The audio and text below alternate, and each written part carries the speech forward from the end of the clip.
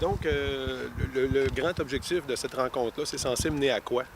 Bien, en fait, l'objectif, c'est de rassembler d'abord les organismes communautaires entre eux. Depuis 2014 que je rencontre des citoyens, des organismes communautaires qui me parlent de la préoccupation qu'ils ont pour ce qui est de couvrir la clientèle masculine de notre territoire. Alors aujourd'hui, d'abord, on partage les services qui sont déjà offerts. On sait qu'il y a également des services à venir, donc les programmes à venir, par exemple du côté de la CALAC, du côté du CHIC également et de la Marée, qui vont permettre de sensibiliser et de prévenir en amont, donc, auprès des jeunes les différentes problématiques que l'on peut retrouver par la suite. Et c'est d'être en mesure de mieux structurer l'offre. Il y a des trous de services actuellement dans la région. Alors, on veut voir comment on peut couvrir ces nouveaux services et profiter du plan d'action donc pour la santé et le bien-être des hommes 2017-2022 qui a été annoncé par mon collègue, le ministre Gaétan Barrette, récemment. C'est de là qu'émane la rencontre d'aujourd'hui également. C'est quoi les trous de services auxquels vous faites allusion? Bien, en fait, c'est notre prochain sujet. Donc, il y a quelques éléments qui ont été exprimés déjà. Entre autres, on a parlé, vous direz que ça n'a pas nécessairement un lien direct avec la clientèle masculine, mais il a été mentionné que le fait de ne pas avoir de transport en commun sur le territoire de Charlevoix et l'étendue de notre territoire crée parfois des problématiques quand il s'agit de consultations pour une clientèle masculine autant que féminine.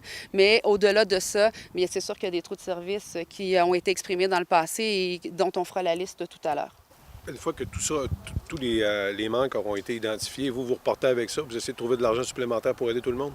Bien, moi, j'ai déjà eu une discussion avec Michel Delamarre à ce sujet, le président-directeur général du CIUS. Je lui ai donné quelques exemples et je lui ai fait part de mes préoccupations et des préoccupations de notre territoire également pour mieux répondre aux hommes dans Charlevoix.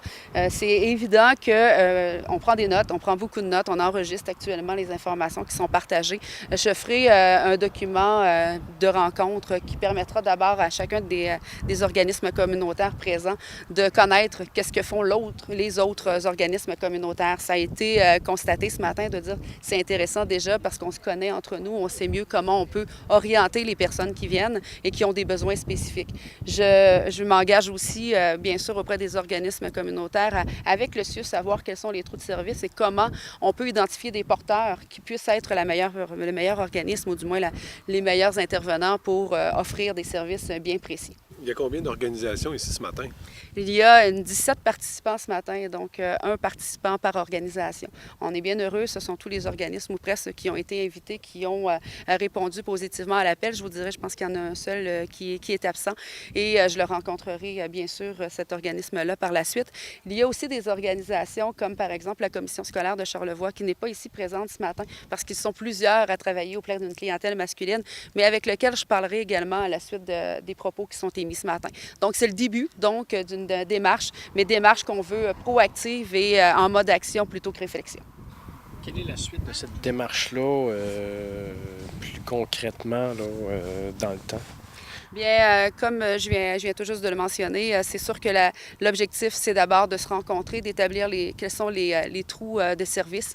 C'est le terme que l'on a utilisé dans le passé, que l'on utilisera encore également, et de voir comment sur notre territoire, bien qu'il soit étendu, on peut répondre au maximum d'hommes qui ont des besoins spécifiques. Et il a été mentionné tout à l'heure que les hommes ont l'habitude de consulter plus tard dans un processus lorsqu'ils ont besoin et ils s'y prennent plus tardivement. Alors, il faut vraiment voir comment maximiser les ressources et nous mettre en place pour travailler ensemble, que ce soit l'Est de Charlevoix ou l'Ouest de Charlevoix. Donc, un seul et même territoire pour se mobiliser pour mieux couvrir le nôtre. Est-ce qu'on a une idée du nombre d'hommes qui vont chercher de l'aide dans les différents services qui existent? Ben, je dis de l'aide ou des services, là. Bien, on a exprimé tout à l'heure qu'il y avait presque 50 maintenant des demandes qui proviennent d'hommes. C'est une information qui nous a été communiquée par le CIUS. Alors, il faudrait valider cette information-là, mais il y a de plus en plus d'hommes qui ont des besoins, donc il faut adapter nos services dans Charlevoix pour être en mesure de répondre. Je vous donnerai un exemple à ce sujet-là, une conversation que j'ai eue au Mont-Grand-Fond avec un père de famille qui me disait être un peu désemparé, ne pas savoir où se diriger. Et la CALAC, actuellement, de Charlevoix, qui fait un travail extraordinaire, offre un service aux femmes, mais a été aussi interpellée pour répondre à des besoins d'hommes. Alors, il faut voir vraiment et se pencher sérieusement sur la question parce que ce sont des besoins immédiats. Lorsqu'il y a une demande, on sait qu'il doit y avoir une prise en charge, soit justement immédiate ou encore dans les jours à venir, donc dans la même semaine, pour être en mesure de répondre le plus efficacement possible. Dans la région comme telle, dans Charlevoix, est-ce qu'il y a des aspects de la santé des hommes qui ressortent plus que d'autres, des besoins qui ressortent plus que d'autres ou des choses que l'on note plus qu'ailleurs? Bien, en termes de besoins, comme je vous mentionnais tout à l'heure également, il y a la possibilité donc de discuter. Là, je vais rentrer à l'intérieur et on va vraiment établir la liste des trous de service, donc des besoins spécifiques. Peut-être que je pourrais répondre davantage à votre question par la suite, si vous voulez. On peut se parler par téléphone. Mais il y a de toute évidence l'étendue du territoire qui cause une situation particulière pour administrer les services. C'est la raison pour laquelle, entre autres, on fonctionne davantage selon ce que les organismes m'ont communiqué comme information via des rencontres individuelles plutôt que des rencontres de groupe. Parce que les rencontres de groupe, d'abord, parfois, bien, il y a la problématique que deux personnes pourraient se retrouver dans un même groupe alors qu'ils ne sont pas supposés d'être en contact. Mais il y a également le fait que l'étendue du territoire permet de meilleurs suivis de façon individuelle. Donc, les organismes communautaires de chez nous ont déjà une belle concertation entre eux. Ils se connaissent, ils collaborent, ils peuvent le faire davantage. C'est ce qui est déjà ressorti de la rencontre, mais ils sont ouverts et c'est positif en ce sens parce que plus on collaborera sur l'ensemble du territoire de Charlevoix, et c'est comme ça dans tous les domaines, que ce soit en santé, en éducation ou autre, mieux on pourra desservir la population pour laquelle moi, personnellement, je travaille, mais pour celles qu'ils veulent également couvrir. Ce matin, on parle seulement des hommes. Est-ce que c'est nouveau, ça? Je lisais, le plan 2017-2022. Est-ce que c'est nouveau qu'on cible uniquement les hommes? D'habitude, on a plus tendance à entendre parler des femmes. Là. Donc, les hommes, c'est nouveau?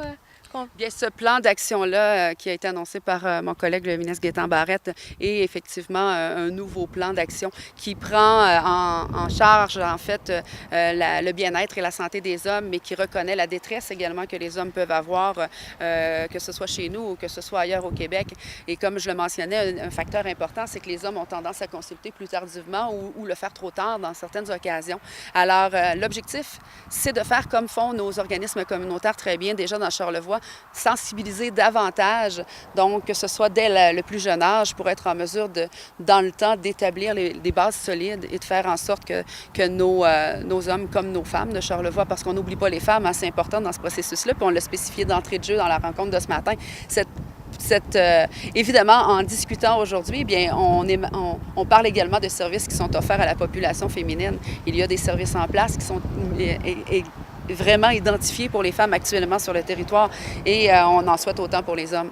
Parce que justement, on se rend compte qu'il y en a moins sur le territoire présentement que de façon générale, il y a moins de services qui sont offerts et qui sont définis pour les hommes. Je vous donnais l'exemple de la CALAC tout à l'heure. Alors, la CALAC, c'en est un exemple. Elle fait un travail extraordinaire auprès des femmes victimes d'agressions sexuelles et de leurs proches, mais ils ne peuvent répondre actuellement nécessairement avec autant d'efficacité aux hommes qui viennent cogner à leur porte. Et c'est là qu'on doit structurer l'offre et c'est important de le faire.